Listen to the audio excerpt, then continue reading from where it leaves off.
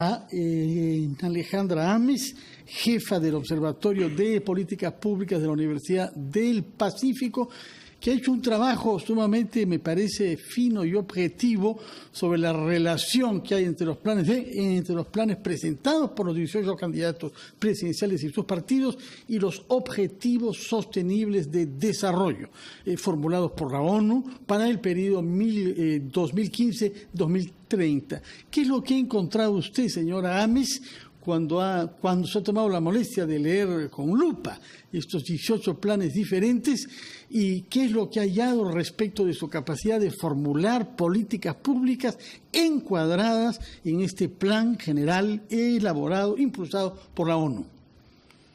Bueno, muchas gracias por la invitación.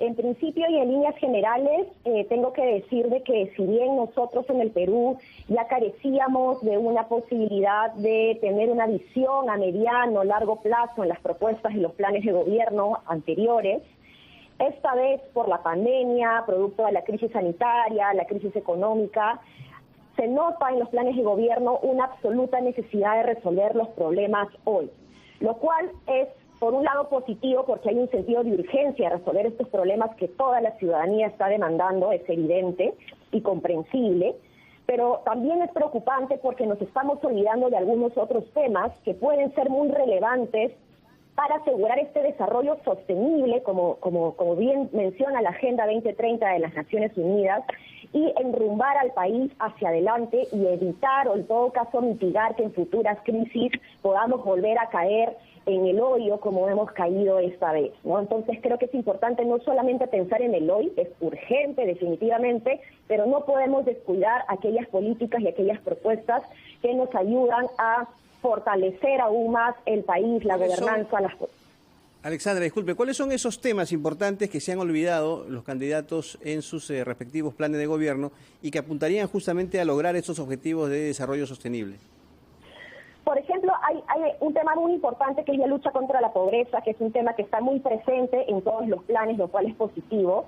Sin embargo, hay una meta específica dentro del ODS 1 que sostiene que hay que promover la resiliencia de las poblaciones vulnerables ante los choques adversos, ante futuras crisis económicas, ante catástrofes naturales. Y eso somos los últimos en la lista, esa meta, mejor dicho, es la última en la lista. Apenas 3, 4 partidos políticos mencionan este tema y lo hacen de una forma muy efímera, ¿no? Entonces no necesariamente lo está aterrizando en una propuesta concreta. Y hoy lo que tenemos que aprender, lo que nos debe dejar la crisis, es que tenemos que generar este sistema de protección social que evite que volvamos a caer nuevamente en una crisis como esta, ¿no? Una de las cosas que han hallado ustedes estudiando estos planes de gobierno es que han tenido que adaptarse a las circunstancias particulares generadas por la pandemia, que ha hecho patentes muchas de las carencias de nuestras sociedades y en este caso de la peruana. Sí, efectivamente, como mencionaba, la crisis de la pandemia está muy presente y por lo tanto, por ejemplo, los temas vinculados a salud y educación han cobrado mayor relevancia, pero se hace nuevamente desde un nivel muy de lo primero que se tiene que trabajar, de muy de sentido de urgencia. Entonces, por ejemplo, en el caso de la educación, se promueve asegurar la cobertura, la matrícula, pero no necesariamente se está trabajando en políticas de la culminación educativa, que es un gran pendiente en el país. De la misma manera, la anemia y la desnutrición es un tema que ha pasado un poco desapercibido en los temas de salud, porque evidentemente pues la urgencia de la gestión de la pandemia ha hecho que la mayoría de las organizaciones políticas se concentren en esto, pero tampoco podemos olvidar que la anemia y la desnutrición, que era una política de Estado, que estaba muy presente en los planes de gobierno en las elecciones anteriores, ahora ya no esté tan presente, lo cual puede ser preocupante, ¿no? ¿Cuál es el enfoque, por ejemplo, en concreto, que se le ha dado al tema de salud? Mejorar, por ejemplo, los servicios de salud, que es un objetivo importante y el cual nos ha golpeado mucho a raíz justamente de esta pandemia. ¿De qué manera los candidatos enfocan este objetivo?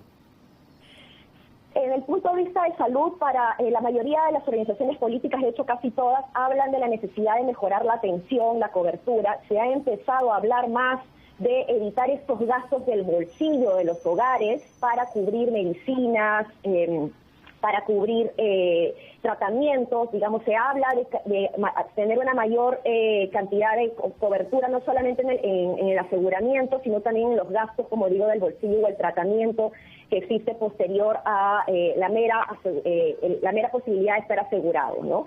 Esto es positivo, pero por otro lado estamos, como digo, descuidando quizás algunos temas puntuales vinculados a políticas de salud que necesitan ayudar a que realmente la institucionalidad de la salud pueda estar mucho mejor preparada para entregar este servicio o este derecho, en todo caso, a los ciudadanos, ¿no? Hay un tema particular en el ODS de salud que es muy interesante porque propone la investigación científica para que los países puedan tener sus propias vacunas, propios medicamentos, y esta meta, por ejemplo, no está casi presente en los planes de gobierno, lo cual también llama la atención dado justamente el contexto de la pandemia, en donde deberíamos estar más preocupados por promover nuestras propias investigaciones. Por lo que he visto, ustedes constatan que hay muy pocos partidos en cuyos planes hay una política pública sobre el embarazo adolescente y sobre los accidentes de tránsito. Llama mucho la atención de que estos dos temas, que son graves y que producen muertes, se hayan visto disminuidos en el interés político, quizá porque hay otras prioridades vinculadas a la pandemia, yo no lo sé. ¿Cómo lo explica usted?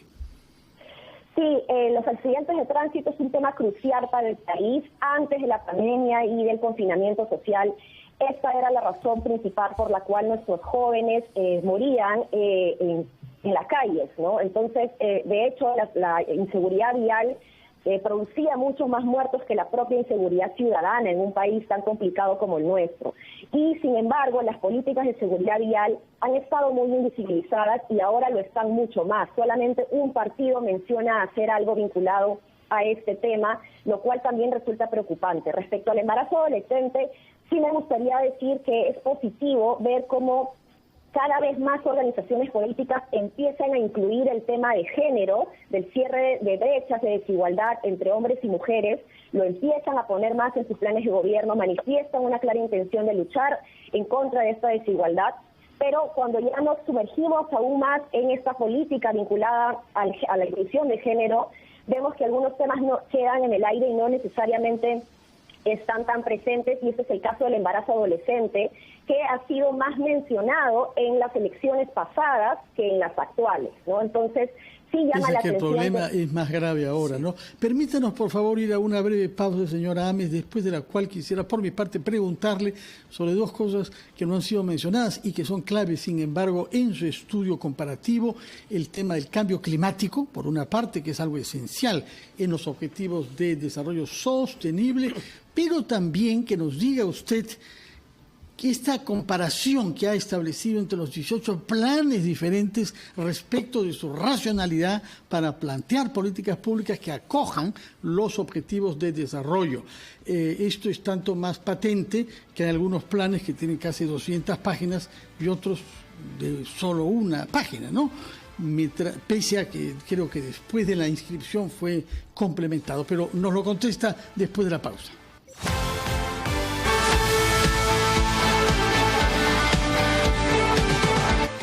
Son las 8:19, estamos entrevistando a la señora Alejandra Ames, que es jefa de la Oficina de Observación de Políticas Públicas de la Escuela de Gestión Pública de la Universidad del Pacífico.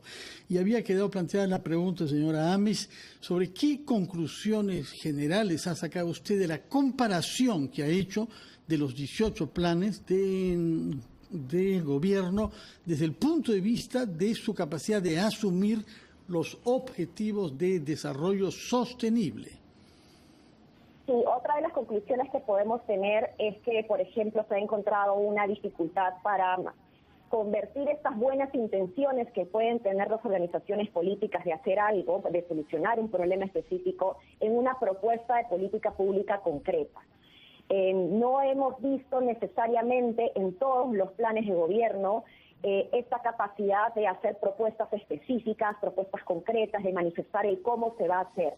Notamos en líneas generales una intención de trabajar hacia el cumplimiento de un objetivo, pero como menciono, no se describe exactamente cómo se va a hacer. Y aquí es donde los ciudadanos tenemos que entrar justamente a preguntar cómo es que las organizaciones políticas piensan plantear este tipo de cosas, porque se menciona, por ejemplo, vamos a acabar con la corrupción, vamos a crecer al 6% en nuestro PBI, pero después no vemos un desagregado necesariamente en donde podemos entender los electores exactamente cómo es que se piensa llegar a estas metas que se están planteando. Entonces, consideramos que es importante revisar estos planes de gobierno justamente para que las organizaciones políticas puedan empezar a ponerle una mayor preocupación al desarrollo de políticas públicas viables, que se puedan aplicar realmente, que puedan estar basadas en la evidencia y de esta manera asegurar que van a poder llegar a estos deseos que ellos han manifestado en sus propios planes, ¿no? Alexandra, hay otro sector que es muy importante y es el de la educación. Sabemos que los candidatos están proponiendo en su gran mayoría, si no casi todos, mayor cobertura en el tema educativo, la educación a distancia que se ha convertido en fundamental en estos días de pandemia. Pero hay referencias, por ejemplo, a temas más específicos, como usted dice, asegurar que los escolares culminen la primaria y la secundaria, fomentar la permanencia en la escuela. ¿Se han desarrollado estos temas más específicos o no? No, son los temas que más bajo puntaje han tenido cuando hablamos de los temas de educación. En realidad todos los planes de gobierno hablan de mejorar la calidad educativa, pero no dicen específicamente qué metas van a desarrollar alrededor de la mejora educativa. Por ejemplo, se habla muy poco de mejorar la calidad de maestros. Vemos que algunos partidos políticos, inclusive, más que promover la calidad o el talento de los maestros, se concentran en subir los sueldos a los maestros, que también es importante, evidentemente, pero no necesariamente con este enfoque meritocrático que hoy necesitamos, ¿no? Desde el punto de vista de la culminación escolar, este es un tema fundamental que ha quedado un poco de lado en comparación con las elecciones pasadas, y hoy hay muchos planes de gobierno que están proponiendo, por ejemplo, la entrega de tablets o la conexión de Internet en las escuelas, cuando incluso estos propios planes ni siquiera mencionan la necesidad de cerrar las brechas de conexión a electricidad. Todavía tenemos una brecha, aunque es muy chica, pero todavía tenemos una brecha de conectividad a electricidad, y aquí es curioso porque gran cantidad de planes de gobierno mencionan la necesidad de tener conexión de Internet en nuestras casas. Pero para eso tenemos que asegurar también cerrar la brecha efectivamente de electricidad, ¿no? ¿Y cuál es la meta u objetivo que está presente en todas las propuestas de campaña presidencial? Seguridad ciudadana. En seguridad ciudadana esto está presente en absolutamente todos los planes. Todos proponen propuestas específicas, desde las más distintas o contradictorias. Algunos pueden promover el trabajo conjunto con la sociedad civil organizada, otros proponen poner a militares en las calles, pero al menos están haciendo una propuesta concreta.